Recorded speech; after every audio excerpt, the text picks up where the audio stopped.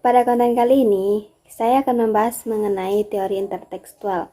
Mari sama-sama kita bahas apa itu teori intertekstual.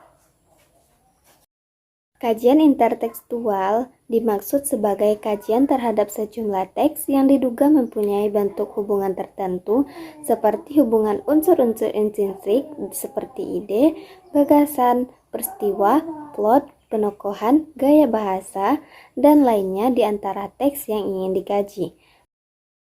Nah, kali ini saya akan mencoba menganalisis teori interteks pada sebuah novel Surga yang Tidak Dirindukan menjadi film Surga yang Tidak Dirindukan.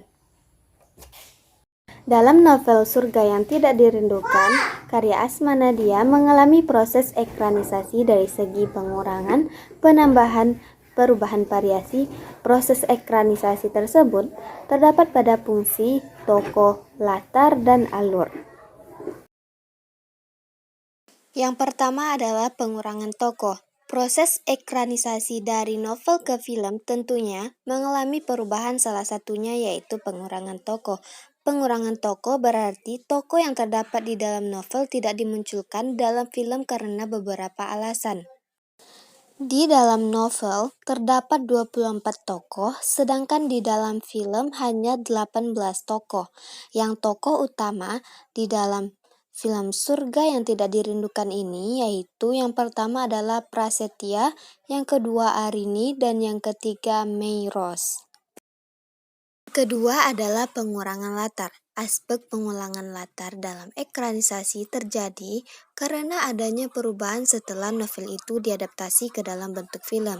Aspek latar dalam novel Surga yang Tidak Dirindukan berjumlah 17 latar, sedangkan di dalam film tercatat sebanyak 20 latar.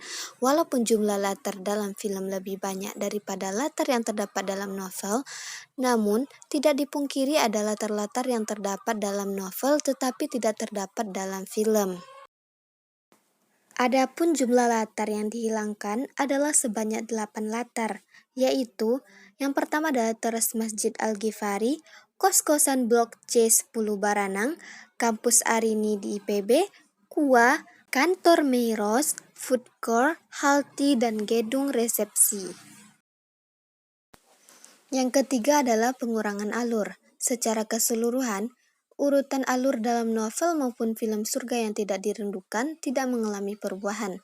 Urutan alur sama-sama menggunakan teknik alur maju, karena dapat ditinjau dari segi penyusunan alur yang sama-sama dimulai dari tahap awal, tahap tengah atau konflik dan klimaks, kemudian berakhir pada tahap akhir yaitu penyelesaian. Penggambaran alur pada novel Surga yang Tidak Dirindukan menjadi 4 bagian, yaitu bagian pertama di Masjid Al-Ghifari, bagian kedua di rumah sakit, bagian ketiga di rumah Arini, dan bagian keempat di rumahnya Meiros. Adapun penggambaran alur dalam film Surga yang Tidak Dirindukan sedikit mengalami perubahan dari novel aslinya. Film Surga yang Tidak Dirindukan menceritakan bagian pertama di gang, bagian kedua di rumah sakit, bagian ketiga di rumah Meiros, dan bagian keempat di stasiun kereta api. Baik, itulah tadi penjelasan mengenai teori interteks pada novel maupun film Surga yang Tidak Dirindukan. Terima kasih sudah menonton. Sampai jumpa di konten selanjutnya. Assalamualaikum